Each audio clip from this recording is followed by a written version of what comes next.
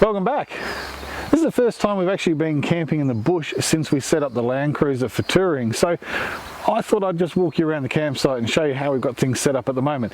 This is a little bit different to how I used to have things set up. Obviously I had the travel lander before, very luxurious, very easy setup, a diesel heater.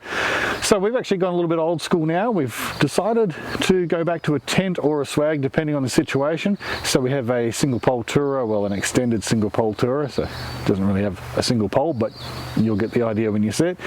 And gone back to having electric blankets and a generator if it's too cold for us to be able to sleep comfortably without it. So let's go have a look how it's set up.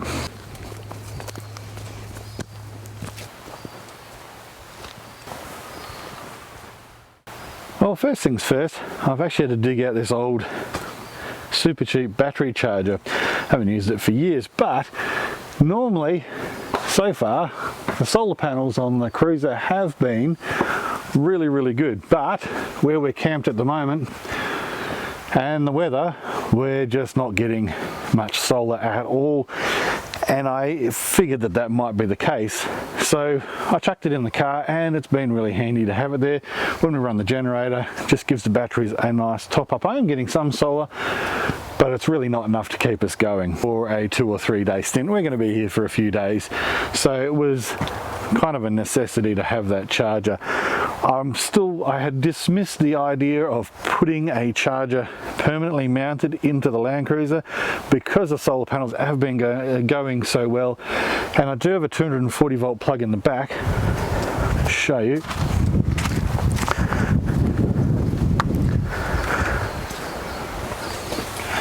And I do have a 240 volt IEC plug, weatherproof IEC plug in the back bumper, which I use for the fridge, but I am thinking that maybe I will permanently mount a charger in there at some point. As you can see, this is the first time we've actually used the little blue generator in anger.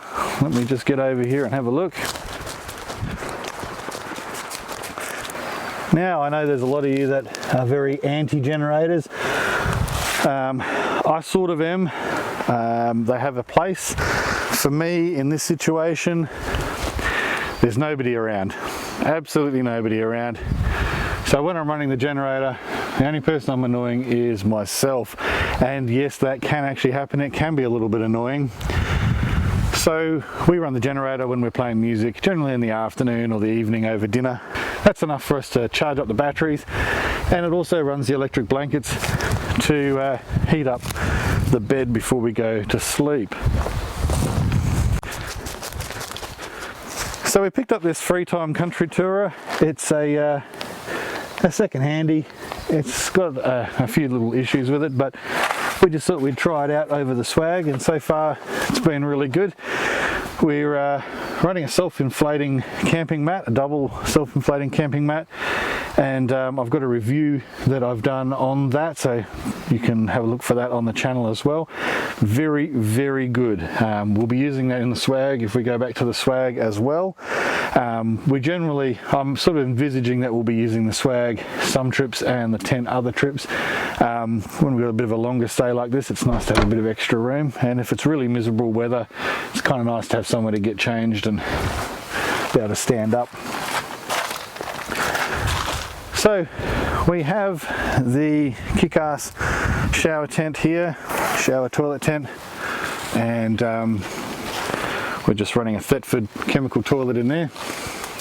Got the Alu-Cab awning, which I've also done a little bit of a video on, and we're running the Black Label drawers. This was a bespoke edition of my own, very handy.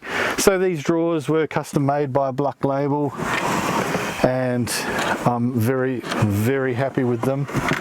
Takes the 95 litre Waeco, which is really impressive. Still got room on top and to the side. Don't be fooled by the storage space here. Even though it looks small, I can fit the generator, the toilet and the Ozpig all in there with room to spare, and a jerry can. So there's still quite a bit of room. The chairs normally go up the top, so they're easily accessible. We've got our light switches here. That's for the awning light, and that's for the internal LEDs, which you can see over there. And then we have some external lighting that switches on with the third switch. It's my ingenious rubbish bag and toilet roll, not toilet roll, hand towel holder. The handy towel stays on there all of the time, and it's excellent. In fact, most of the stuff stays in the vehicle all the time, so camping is nice and simple. We've got our really neat little collapsible table that was part of the Black Label Storage Solutions, and that's where we store all of our cutlery and general camping gear. Got our usual sort of 12 volt panel there with the USB chargers and Anderson plug and so on and so forth. JBL speaker, which is actually really good. Just recently changed the battery on that. Wasn't an easy job, major surgery, but that's all right. Our camping chairs, a little Ozpig Traveller, which with the offset chimney for the awning, which we have been using a lot, even at home. And then we've got the lifetime table. This is the adjustable height table, and I actually did a little modification here. A little bit of round bar bent on the vise, drilled a couple of holes into the table, and then you can put your sink on there. So that's a really neat trick if you want a sink. This sink here you can just buy it at BCF. Kings also do a similar sort of cheaper version. I'm not sure which is better, but I liked the branded one a little bit more myself. That actually all collapses and folds up and sits behind the rear seats in the car all the time, and this sits on top of the drawers at all times, so it's always there ready for us to use at any time. And up here you can see the awning light is just a row of LED strip lighting that runs back down through into the cab, which I will show you. Just comes down here and in through a grommet that was already there. This is an ex-mine vehicle, so it would have had some tail lights up at the back there on the roof, or on its roof bars, which it had originally. And I just took advantage of that and put in my own cable. So there you go, there's a quick walk around of our current camping setup, and it's not for everyone, I know, but I do enjoy not towing. That's why I had the travel lander before. Sometimes I want to take the jet ski as well, and if I've got a camper trailer, that's going to be difficult. Also, getting a camper trailer into this spot would have been possible, but not easy. There really isn't a lot of room in here, and you can see that the entry track was a little on the challenging side if you were towing as well. Even to turn the LandCruiser around here, I have to drive up into the bush, do a 3-point turn, so having a trailer on would have been a little bit more difficult than preferred. The other thing is I probably would have never been here. I would have never driven down this track if I had a camper trailer on, because I would have been too worried about what happens when I get down the bottom. Can I turn around? Is it going to be too rough? Am I going to get stuck? So having the freedom of not towing when you're exploring little campsites like this is absolutely brilliant. So having the tent or the swag really does help in those situations. Obviously the slide on is brilliant, but the slide on is expensive, and if you're going to go to a 4-door, so you're going to need a dual cab utes and slide ons. Again, you really need to spend money. If you're just going to stick a slide-on camper onto a standard dual cab ute, even if it's a 79 series, I'm sorry 79 fanboys, you're overloading that car, you're balancing it really poorly. It was hard enough with a single cab patrol with a slide-on on it, keeping the weight down.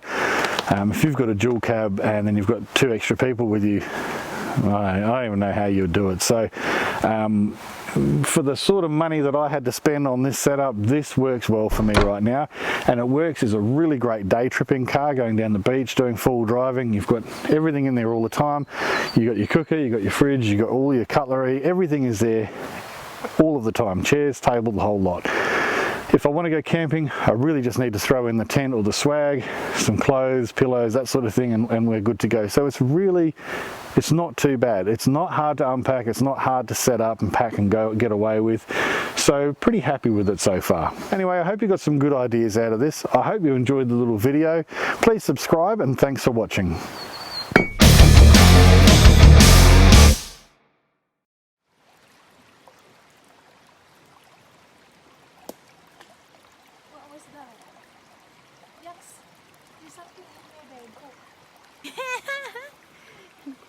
Okay, I need to go back now. Oh, that's the free too. Wait, the gun is... This is real. It's a bird cannon. What do you mean? No, what if the bullet will come over me? It's... Babe, this is not... This is not joking anymore. Babe, it's a gun. It's supposed to sound like a gun to scare the birds away. But there's no bird. There are, well, not right here, but there's... We're here. Stop it, stop it, stop it. Stop that. Stop that.